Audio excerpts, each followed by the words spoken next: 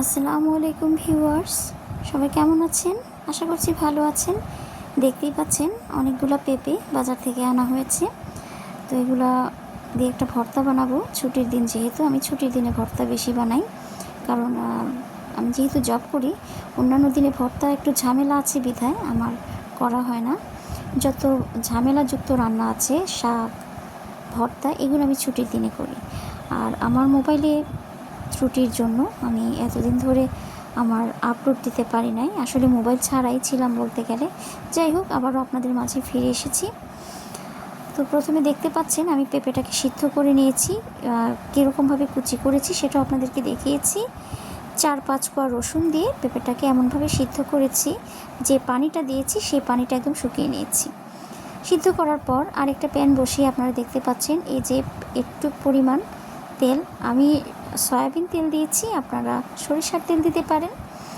দিয়ে এরকমভাবে 4-5টা লাল মরিচ আমি ভেজে তুলে নেব। পেঁপেটা কিন্তু ভালোভাবে আমি সিদ্ধ করে নিয়েছি। এখন একে একে সবগুলো উপকরণ আমি এভাবে তেলে ভেজে নেব। এই যে সিদ্ধ করা পেঁপে এবং রসুন, এগুলো আমি এই তেলের মধ্যে হালকা একটু ভেজে নেব।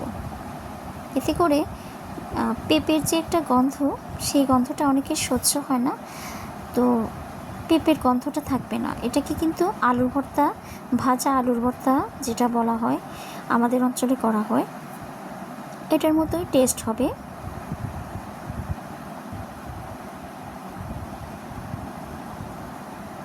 খুব বেশি ভাজা যাবে না, একটু উল্টে পাল্টে। এই যে দেখুন রসুনের কোয়া কিন্তু দেখা যাচ্ছে। আমি রসুনটা কিন্তু সিদ্ধ করেছি এই পেঁপের সাথে, একদম পেঁপে এবং রসুন দিয়ে আমি পানি দিয়ে সিদ্ধ করেছিলাম এবং সেটা একেবারে শুকিয়ে নিয়েছি। তো ওই তুলে রাখা লাল মরিচগুলো আমি হাত দিয়ে গুঁড়ো করে নিয়েছি। আর এখন পেঁপেগুলো তুলে রাখবো।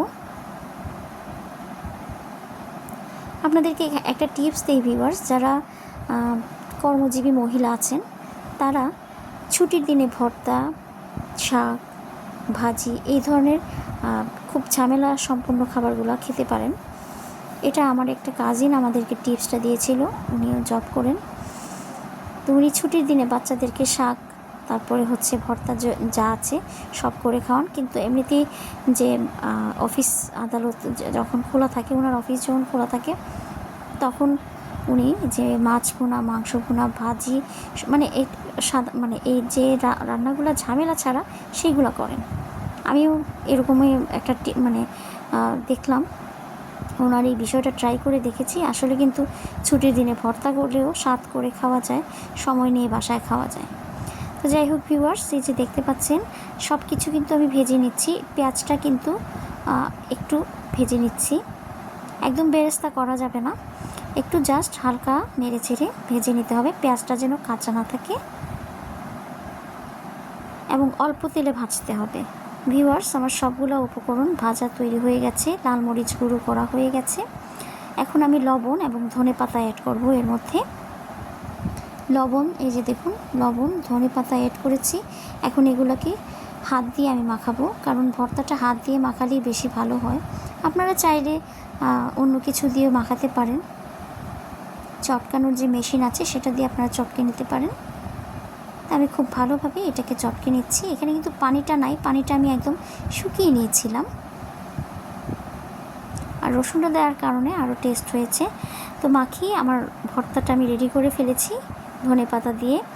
আপনারা এরকমভাবে ছুটির দিনে কোনো গেস্ট যদি আসে বাসায়, ভর্তা, অন্যান্য তরকারির সাথে ভর্তাটা খাওয়াতে পারেন। ভিউয়ার্স, আমার ভর্তা তৈরি। তো সবাইকে দেখার জন্য ধন্যবাদ।